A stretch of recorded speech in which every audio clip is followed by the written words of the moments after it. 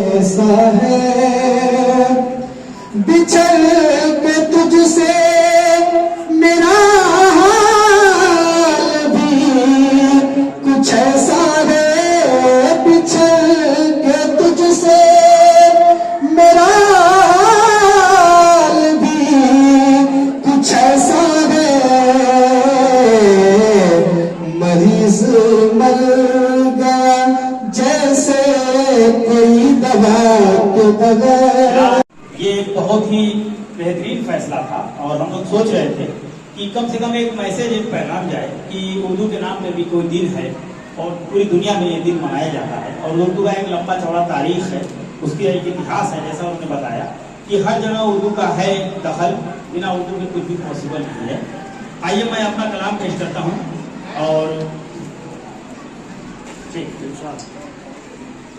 تیری بے لوس چاہت کا، تیری بے لوس چاہت کا اگر حاصل نہیں ملتا، تیری بے لوس چاہت کا اگر حاصل نہیں ملتا، یہ ملنا خاک ملنا ہے کہ دل سے دل نہیں ملتا۔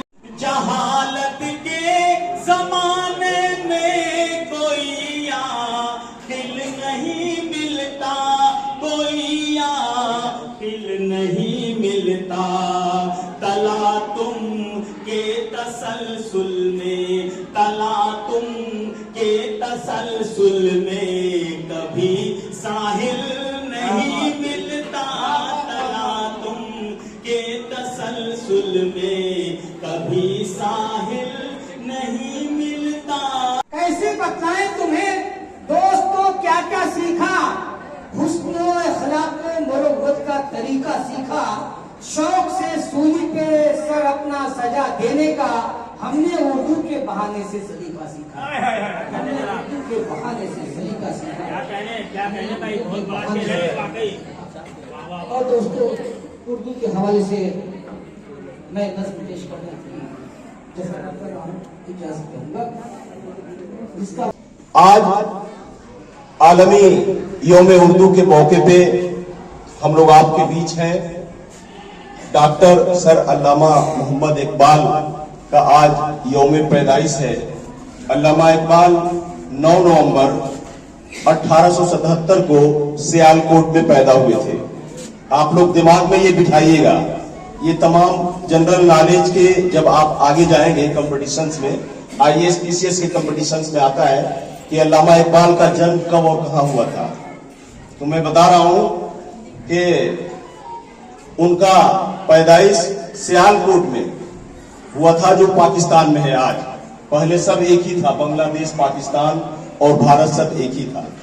1857 میں جو ہے 9 نومبر کو پیدا ہوئے تھے۔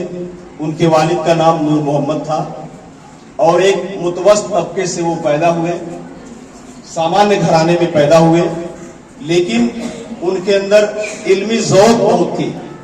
انہوں نے سیالکوٹ کی ہی ایک سرکاری گورنمنٹ کالج سے جو ہے انٹرمیڈیٹ کی اور اس کے بعد وہ لندن چلے گئے پڑھنے کے لیے۔ بہرکیف بہت زیادہ ہے علامہ اقبال پہ، اگر میں بولوں تو 4-5 گھنٹہ میں بول سکتا ہوں، لیکن آپ لوگ کافی دیر سے یہاں سن بھی رہے ہیں اور بھوکے بھی ہیں، میں آپ کے تمام احساسات کو سمجھ رہا ہوں۔ بہرکیف میں اپنی بات کی شروعات علامہ اقبال کے ایک شعر سے کر رہا ہوں کہ ہزاروں سال نرگس روتی ہے اپنی بے نوری پر، بڑی مشکل سے ہوتا ہے چمن میں دیدور پیدا۔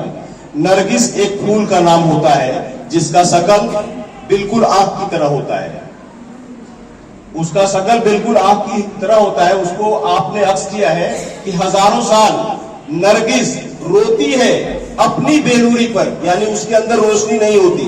ہمارے اندر جو آنکھ ہے اس کے اندر روشنی ہے، لیکن نرگس وہ پھول ہے جس کا شکل تو بالکل آنکھ کی طرح ہوتا ہے لیکن اس کے اندر بینائی نہیں ہوتی۔ تو بڑی خوشی کی بات ہے کہ ہزاروں سال نرگس روتی ہے اپنی بے نوری پر اور بڑی مشکل سے ہوتا ہے چمن میں دیدور پیدا۔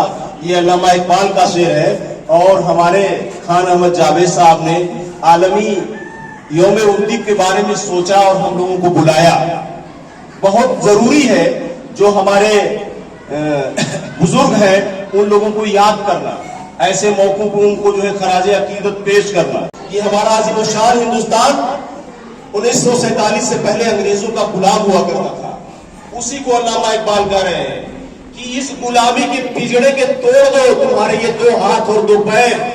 ठीक उसी तरह से एक पिंजड़े के अंदर परिंदा जो हम रखते हैं उस परिंदे की मानिंद हम हैं, और हमारे अंदर जब हाथ और पैर है तो वही कह रहे हैं कि या तोड़ दे कफस को या अपनी जान दे दे।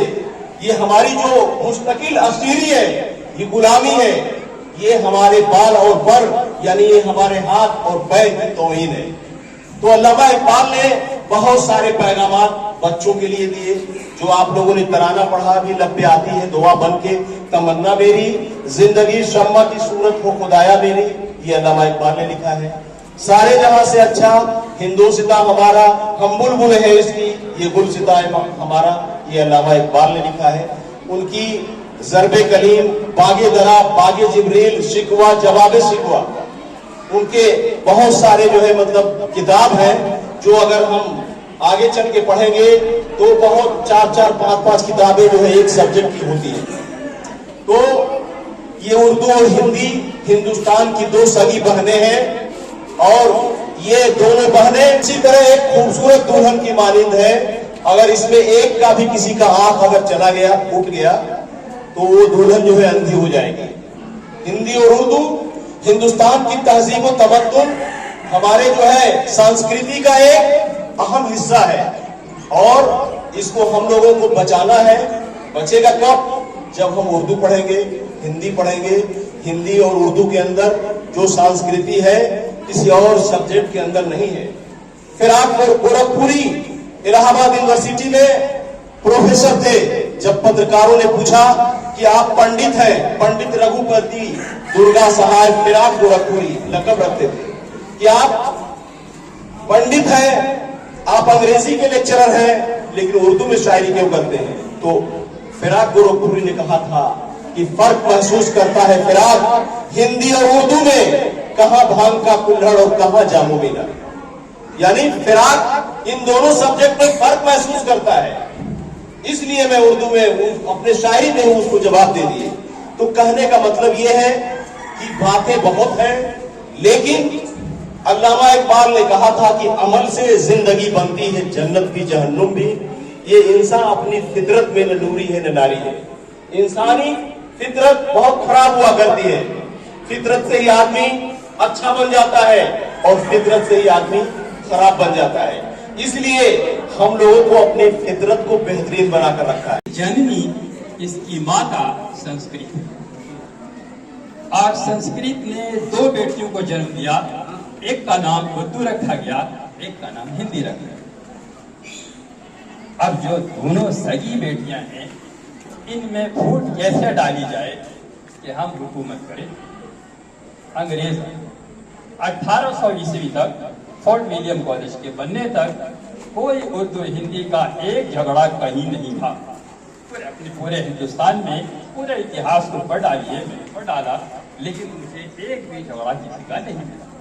1800 के बाद जब अंग्रेजों ने ये देखा कि हिंदू और मुसलमान जो ऐसे मुट्ठी की तरह बंधे हुए हैं, इनको कहाँ तोड़ा जाए, तो उनको एक चीज ये भी दिखी कि ये उर्दू और हिंदी तो मुसलमानों और हिंदुओं की ज़बान है, हिंदी तो देवनागरी में लिखी जाती है और फारसी स्क्रिप्ट में लिखी जाती है। तो भैया फोर्ट विलियम कॉलेज करो और फिर उसमें तर्जुमा कराओ, ट्रांसलेशन करवाओ हिंदी की किताबों का, संस्कृत की किताबों का, फारसी की किताबों का। और फिर उन्होंने फूट डालना शुरू किया, फूट डालो और हुकूमत करोगी। आपने पढ़ा है आपके इतिहास में। तो ये उन्होंने हमें तोड़ दिया और कहा कि नहीं ये तेरी ज़बान और ये तेरी ज़बान। फिर हम लोगों ने कहा कि अच्छा ठीक है भैया, इसी ज़बान के आधार पर हमने भारत को भी 2 हिस्से में बांटा। कहा कि नहीं तेरी उर्दू ज़बान, मेरी हिंदी ज़बान। हालांकि ये क्या थी, ये सियासत थी, ये राजनीति थी जो हम लोगों को समझ में नहीं आई और हम लोगों ने अपने आप को अलग अलग किया। अब आइए आपको बताते हैं कि उर्दू में कितने ऐसे लोग हैं जो ना होते तो शायद उर्दू ना होती। उनमें जगन्नाथ आदर, पंडित ज्ञानचंद, पंडित सरसार, पंडित रघुनाथ, अभी आप इतने पंडित हैं कि नाम गिनाते गिनाते सुबह हो जाएगी, लेकिन खत्म नहीं हो पाएगी। इन लोग, ये कौन लोग थे? ये भारत के सपूत थे। ये हिंदू नहीं थे, ये मुसलमान भी नहीं, ये भारत के सपूत थे। और इन भारत के सपूतों ने अपनी इसको अपनी मादरी जबान कहा कि ये मेरी माँ की जबान है ना, संस्कृत हमारी जननी है, तो ये मेरी माँ की जबान, हम इसको छोड़ नहीं सकते। और उन्होंने उर्दू को तरबीब दिया, पढ़ाया और हम तक पहुंचाया। आज बस इतनी सी जरूरत है कि जो हमको पूर्वजों ने दिया है उसको संभालना।